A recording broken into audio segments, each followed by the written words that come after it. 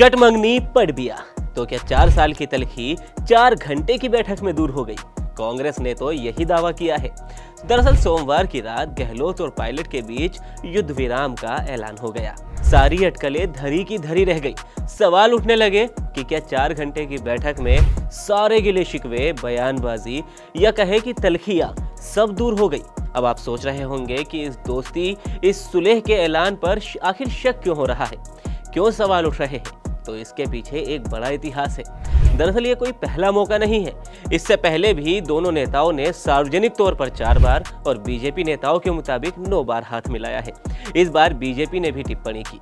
राजस्थान विधानसभा में नेता प्रतिपक्ष राजेंद्र राठौड़ ने ट्वीट कर कहा, 9वीं बार फिर उसी भाव भंगिमा में दोनों नेता, वही आलाकमान, वही किरदार और हर बार की तरह वही नतीजा शून्य ही आएगा, क्योंकि कांग्रेस के इन दोनों नेताओं में जारी मनभेद का कोई इलाज आलाकमान के पास नहीं है। हर बार की भांति इस बार भी दोनों नेताओं के खिलखिलाते चेहरों के पीछे का असली रंग चुनाव के नजदीक आते ही साफ दिख जाएगा।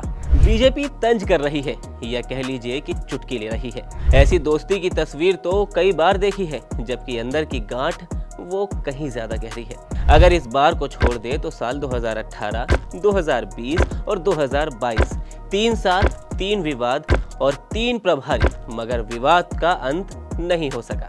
2018 विधानसभा चुनाव के नतीजों से पहले ही गहलोत वर्सेस पायलट की अदावत चल रही थी। 2018 में जब कांग्रेस जीत के साथ सत्ता में पहुंची तो ये अदावत न केवल कांग्रेस दफ्तर बल्कि सड़कों के साथ ही दिल्ली दरबार तक पहुंच गई। तब कांग्रेस के अध्यक्ष हुआ करते थे राहुल गांधी। राहुल गांधी के साथ ही दोनों नेताओं की बातचीत का लंबा दौर चला।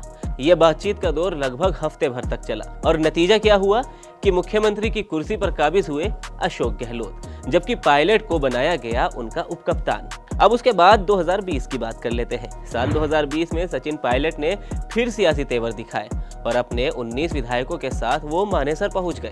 कांग्रेस आलाकमान सचिन पायलट को साधने के लिए जतन करने लगी। करीब महीने भर तक ये खींचतान का दौर चला, जिसके बाद प्रियंका गांधी पायलट को मनाने में कामयाब रही और पायलट वापस आ गए। अदावत का तीसरा चरण शुरू हुआ सितंबर 2022 में। इस बार न गहलोत सामने आए और न ही पायलट सामने आए। जो खींचतान मची उसका पूरा माध्यम कहा जा सकता है कि गहलोत और पायलट ही थे, क्योंकि उस वक्त अशोक गहलोत को कांग्रेस का राष्ट्रीय अध्यक्ष बनाए जाने का जोर था और राजस्थान की कमान किसी नए व्यक्ति को देने की तैयारी चल रही थी।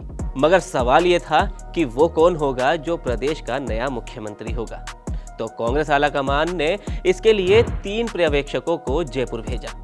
इन पर्यवेक्षकों में राजस्थान के प्रभारी अजय माकन, महासचिव केसी वेणुगोपाल और आज के कांग्रेस अध्यक्ष मल्लिकार्जुन खड़गे थे। लेकिन इससे पहले इन तीनों की विधायकों के साथ बैठक होती, पर विधायकों ने बगावत करते हुए शांति धारीवाल के घर पर बैठक की और स्पीकर को अपने इस्तीफे सौंप दिए, जिसके बाद दिल्ली दरबार में एक बार फिर से बैठकों का दौर शुरू हो गया। लेकिन कार्रवाई के नाम पर नतीजा फिर वही निकला जो पहले 3 बार में निकला था। ये तो वो 3 मौके थे जो सार्वजनिक रूप से सामने आए थे। हालांकि पर्दे के पीछे कई बार दोनों ही नेताओं में सियासी टकराव देखने को मिला। दांव दोनों तरफ से चले गए और यही वजह है कि लोग इस दोस्ती को शक भरी नजरों से देख रहे हैं।